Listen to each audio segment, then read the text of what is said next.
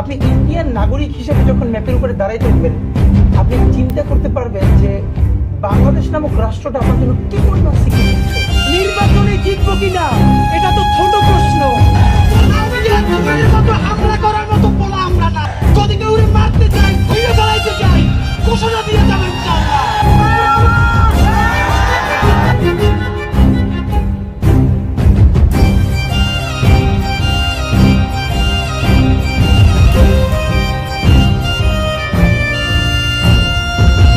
আমাদেরকে গুলি করার আগ পর্যন্ত কোনো কিছুটা আমাদের গায়ে লাগে। যতক্ষণ না পর্যন্ত বুকে বা মাথায় গুলি চলবে ততক্ষণ পর্যন্ত আমরা কোনো স্ট্রাগল মনে করি না, এবং এক্সট্রা কোনো সিকিউরিটি লাগবে না।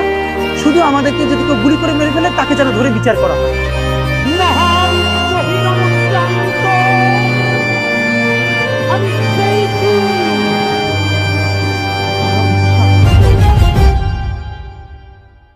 রক্ত দিয়ে লিখেছি বাংলাদেশ যার নাম, কিন্তু আজ আবারও রক্ত ঝরে গেল। তবুও যদি আমরা চুপ থাকি তাহলে কাল ইতিহাসও আমাদের ক্ষমা করবেন না। তাই আমাদের চুপ থাকলে চলবে না, সবাইকেই ন্যায়ের পক্ষে লড়তে হবে। চুপ থাকাই যদি নিরাপদ হতো তাহলে ইতিহাসের কোনো পরিবর্তনই আসতো না। সময় এসেছে ভয় নয়, ন্যায়ের পক্ষে দাঁড়ানো, চুপ নয়, সত্য বলার। কারণ এই দেশ আমার, আপনার, আমাদের সবার। আমাদের সবাইকে ন্যায়ের পক্ষে লড়তে হবে। মনে রাখবেন, আমাদের নীরবতাই হলো তাদের শক্তি। মনে রাখবেন, হাদি মারা গেছে কিন্তু হাদি শেষ না। হ্যাঁ, এক হাদিকে মেরে হাজার হাজার হাদি তৈরি করেছো তোমরা। হাদি শুধু রাজনীতিবিদ ছিল না, হাদি ছিল আমাদের চেতনা। হাদি ভাই ছিল আমাদের সাহসের নাম, সত্যের পক্ষে দাঁড়ানোর নাম। কিন্তু এই দেশে একজনকে প্রকাশ্যে হত্যা করা হয় আর আমরা শুধু খবর দেখি, দু একটা পোস্ট করে আবার চুপ হয়ে যাই। প্রশ্নটা হলো, হাদি ভাইয়ের দোষটা কোথায় ছিল? সত্যের পক্ষে কথা বলা নাকি অন্যায়ের বিরুদ্ধে লড়া? যে হাতে হাদি ভাইকে হত্যা করা হয়েছে সে হাত শুধু একজনকে মারেনি, সে হাত আমাদের বিবেককেও আঘাত করেছে।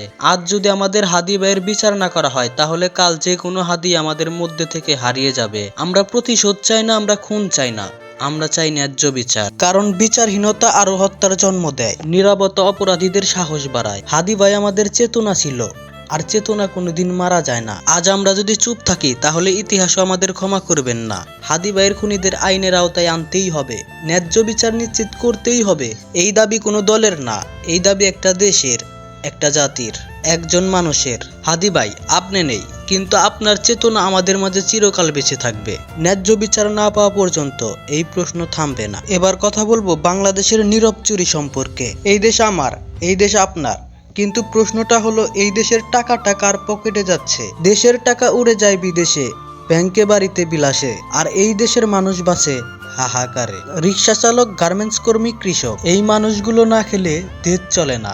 এই মানুষগুলো কর্ম না করলে দেশ চলে না। কিন্তু আমাদের দেশের কিছু রাজনীতিবিদেরা তাদেরকেই লুটেপুটে খাচ্ছে। কারণ ওরা শুধু ক্ষমতায় না, ওরা শুধু ভোটার। যাদের দেশের সেবক হওয়ার কথা তারাই যদি লুটেরা হয় তাহলে চুপ থাকা মানে কি? অপরাধকে সমর্থন করা, তাই তো? তাহলে চুপ থাকবো কেন? ন্যায়ের পক্ষে লড়তে হবে আমাদের সবার, সবাইকে অন্যায়ের বিরুদ্ধে লড়তে হবে। বাংলাদেশ কোনো একক দলের সম্পত্তি না, এটা জনগণের রক্তে কেনা দেশ। দুর্নীতি করা মানে দেশের ভবিষ্যৎ বিক্রি করা। চুপ থাকলে ওরা চুরি করবে, আর প্রশ্ন করলে ওরা ভয় পাবে। তাই আমাদের অন্যায়ের বিরুদ্ধে রুখে দাঁড়াতে হবে। আজকের ভিডিওটা এই পর্যন্তই। ভিডিওটি ভালো লাগলে চ্যানেলটাকে সাবস্ক্রাইব করে পাশে থাকবেন।